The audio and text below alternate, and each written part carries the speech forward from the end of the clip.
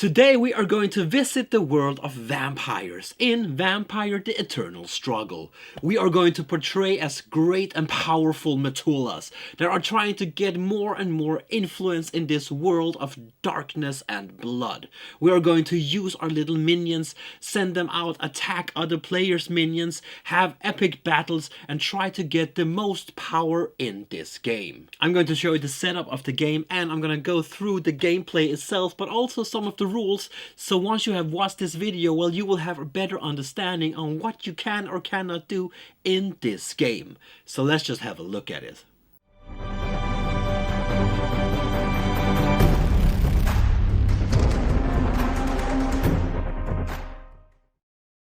So this here is the setup of the game for 4 players. Each player gets their decks and needs to form their player area in front of them. They start with 30 bloods in their pool. They put their Libary cards and Crypt cards in 2 different piles, face down. You should shuffle both of these decks and allow your Predator, the player to your right remember, to cut them both. They take 7 of the top Libary cards and puts in front of them. This will be your hand. In the middle of the gaming area we have the blood bank, but also the edge. The edge begins the game uncontrolled and is placed in the central area as well. The seating order is determined by random, by handing out the seating order cards, or you could just do it with a die. As I said at the start of the video, you have your prey to your left, and the player to your left have their prey to their left, and so on. Which means that the one that is your Predator is on your right. This here is how your player area could look.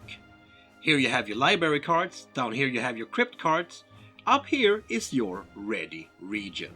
Down here you have your uncontrolled vampires, and this over here is called Torpo. This is where your wounded vampires will end up. That was the setup of the game. It goes quite fast, and in this little box here you actually get 5 ready decks to go. So you simply hand these out to the different players, and then you set up your little player area and you are ready to go. The players also get this help sheet, and you might need this because there's a lot of things going on in this game. But what is this game actually about? Well, in this game you portray as an ancient vampire, controlling your minions, like this one here for example. And you will get your own deck to play. In this deck you will have Crypt cards and Libary cards, and you will use the Crypts to get new vampires into your little kingdom of death. You will also use different actions in your Libary deck to send out your minions from the Crypt to do different actions. They can combat, they can drain blood from your opponents. By draining blood and also killing your opponent's vampires, that is how you get more and more influence. In the end, we will have one last standing Methuselah that will be the victorious and glorious winner over this dark and harsh game. But before we take a look at the actual gameplay, we need to take a look at the cards and what they actually mean. The brown cards in front of you are your Crypt cards. On these cards we can see a bunch of information. In the middle we have some artwork. And in the bottom right corner you have your blood capacity. This number will represent a few things. This is the vampire's relative age, the amount of blood pool, meaning these ones here. The Methuselahs must invest in this vampire in order to get them under their control. But this is also the amount of maximum ability that they have to mend wounds or play cards. Because some of the cards will cost you blood to play. A vampire that has a larger capacity than this one here, for example, is considered to be older. And of course, one with a smaller amount is considered to be younger. You cannot put more blood on this vampire than they have capacity. If you ever get more blood than they can carry, well, that goes back to the main blood bank. An uncontrolled vampire will have blood counters stacked on them, representing the amount of pool that has been invested in them. During the influence phase, if that stack equals this number or exceeds this number, you can reveal this vampire and place them in your ready region in front of you. If we look in the top left corner, we can see a symbol. This symbol represents the clan that this vampire belongs to. In the bottom left corner, we can see the disciplines. These are the supernatural powers that this vampire possesses. These symbols here will later represent which Libary cards that they can play. The green cards are your Libary cards and the ones that you have on your hand. Now if we look at the other side of the Libary card, we can see that there are a bunch of information here as well. Again, we have some artwork, a name of this card, but out here we have some other symbols. These symbols needs to correspond with the discipline of your vampire for them to be able to use these powers. Other vampires that you have will also have a diamond shape in their discipline. This means that they have the superior level of this knowledge, and they will be able to use both of the abilities stated on the text. While Sully over here has a square discipline, meaning that he can only use the basic text, which is the first part.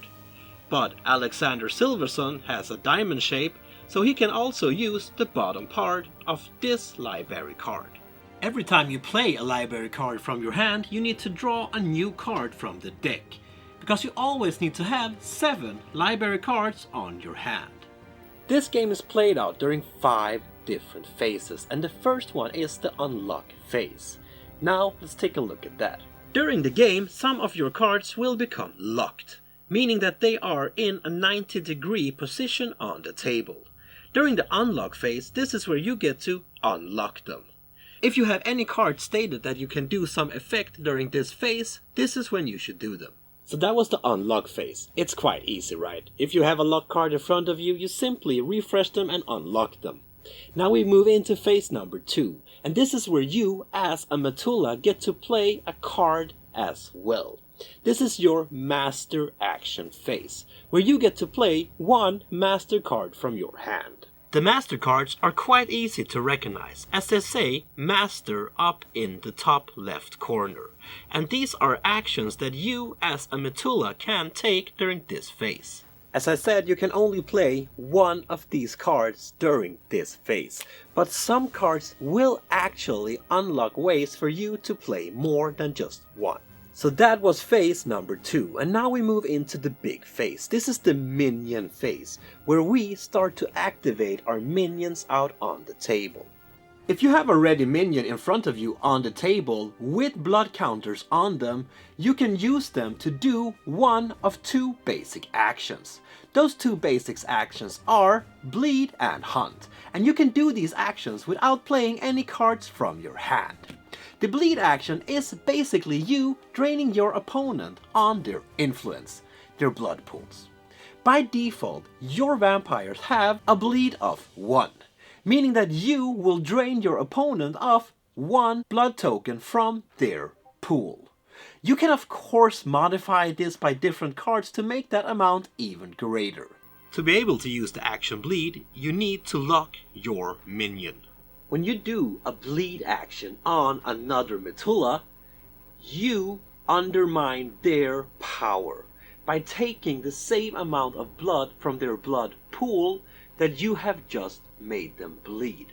Meaning that if you, for example, made them bleed by 2, this Methuselah now needs to get rid of 2 blood from their blood pool and put it back into the main bank.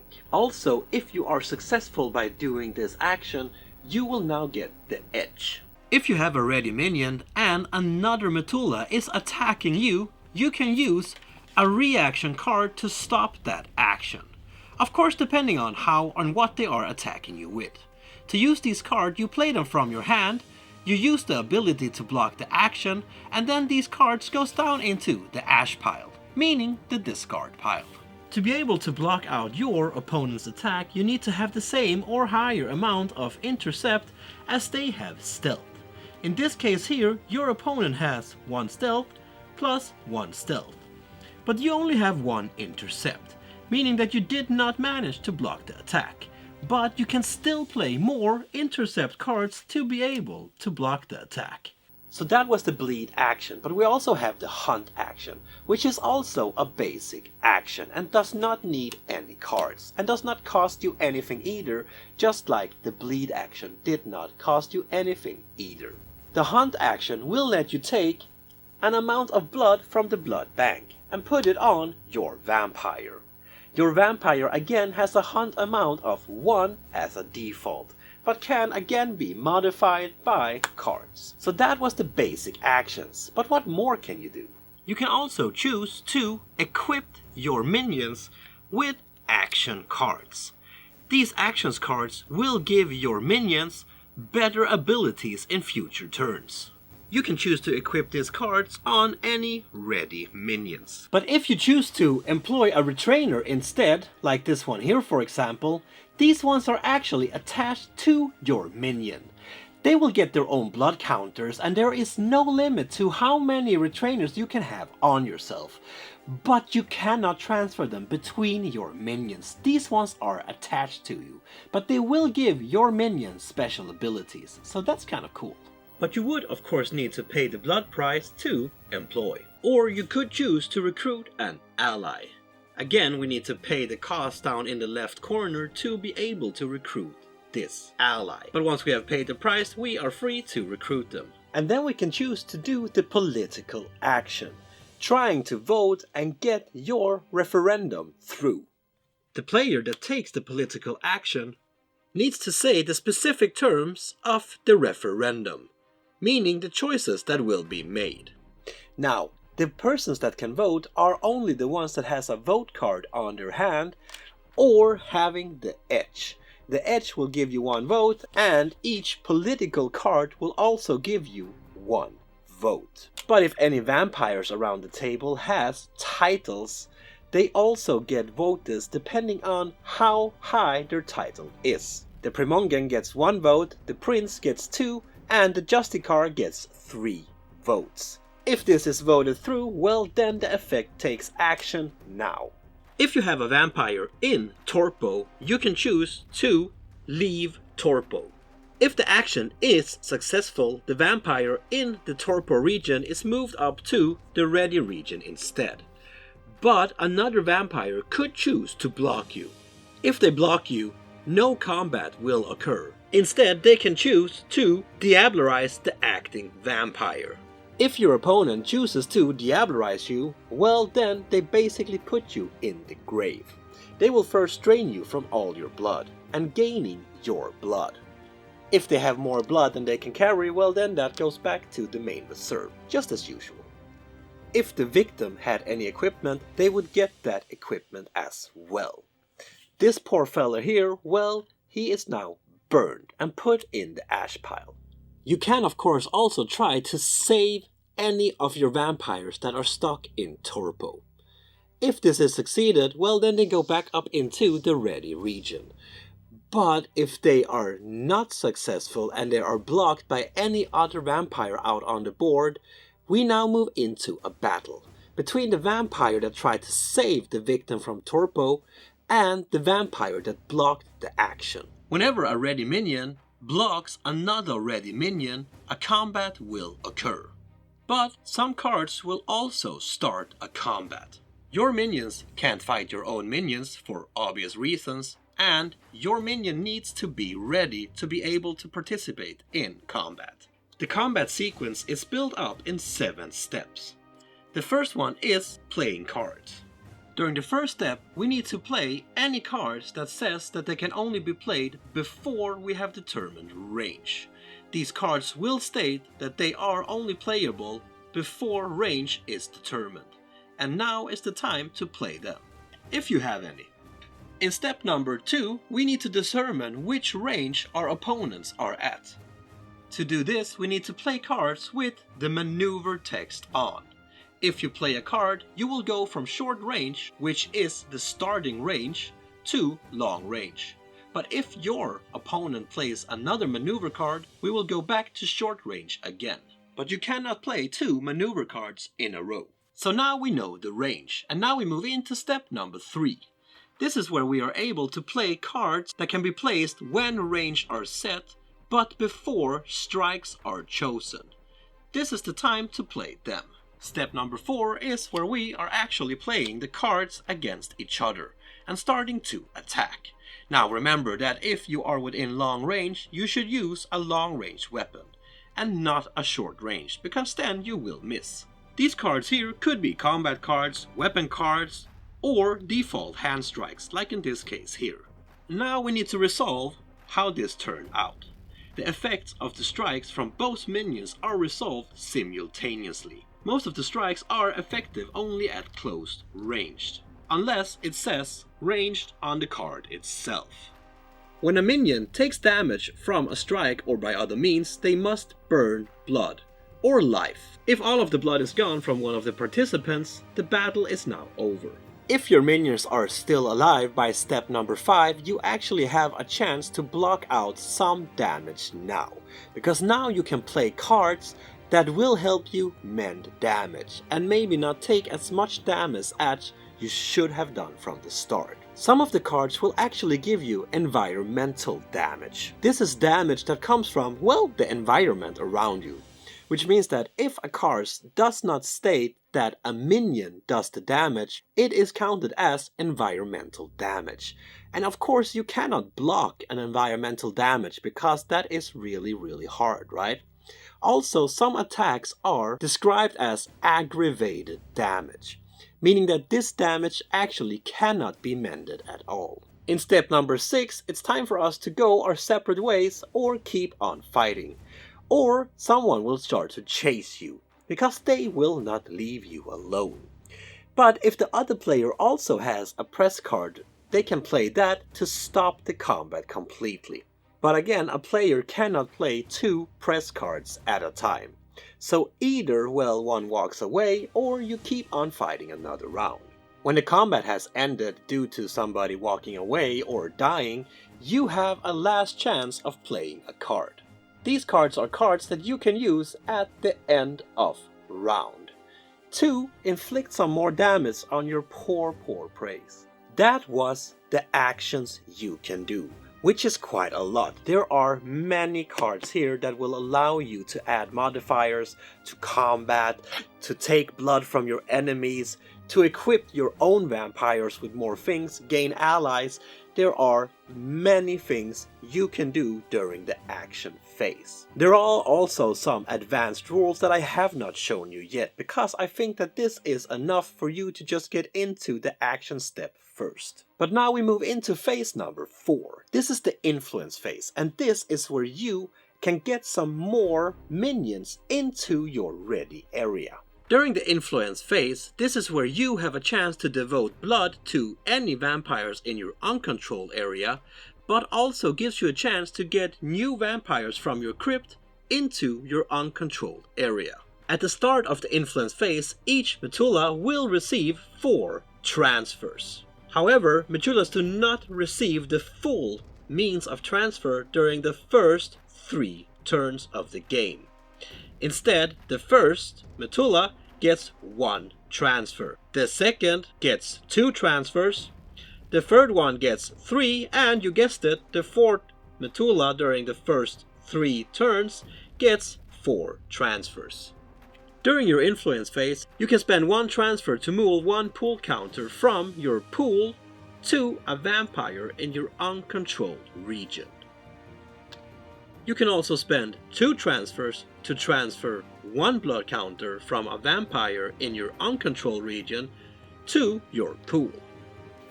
Or you could spend 4 transfers to burn 1 pool and move a vampire from the crypt to your uncontrolled region. When you manage to get the same amount of blood on your uncontrolled vampire as they have capacity, then you can take that vampire and put it face up in the ready region. During the 5th and final phase of this game, we get to discard a card from our hand and put it down in our discard pile, or the ash pile as we call it. Now we get to draw one more card from the deck to refill to our full hand size. And that is all the phases in this game. Now we would go back to phase number 1 again and start over a new round. Eventually, the Methuselahs will run out of blood from their blood pool, meaning that they will get eliminated from the game. When we have one last standing vampire with all of the blood and power and influence that they can possibly imagine, well, then we have a winner of the game. And that's how you play Vampire: The Eternal Struggle. There are a lot of things for the players to do here. I mean, you get a thick amount of cards at the start of your game to get up on your hand, to equip your vampires, to drain other vampires, to get new vampires into your playing area. There are a lot of things to do. You can battle other players, try to get them into the little torpo area and get them out of the game. There are a lot of things for the players to do in this game. I have only gone through the basic rules of this game. There are a lot of more things that you can add up on this game. And if you really want to get into it, I mean, this game is basically a cult in some places. So if you really want to get into it, play the base game first, the one that I just showed you, and then you can build up with the rest, because the rulebook is quite thick. There is a lot of text in here. There's not that much pictures. And I'm sorry to say it, sometimes it gets a little bit too much, especially if you are new to these kinds of card games. Start with the basic rules, get the hang of the game, get into the game first, find out what kind of cards you like to play, start with one deck, figure out how to play that one, and then you can build on the game as you go. Each player will also get a reference guide to have next to them when they play the game, just to keep a little track on what is actually going on. Plus they would also get a strategy guide on the deck that they have just received. And I strongly recommend you to read this before you start playing the game, because here you get a pretty clear picture on how you should think when you're playing this deck. Of course you can build up your own strategies as well, but this one might help you a lot.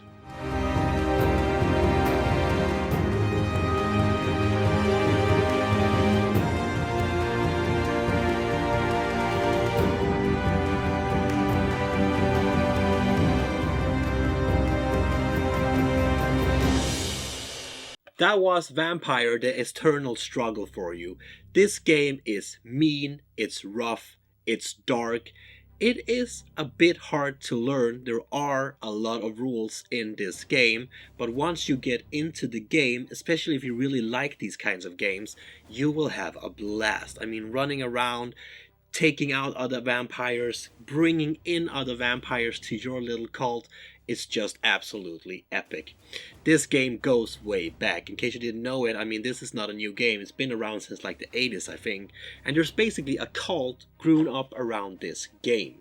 It is a cool game. It's well made. There is a lot to do for the different players out there. And as I told you, I have only showed you quite a little bit about this game, actually.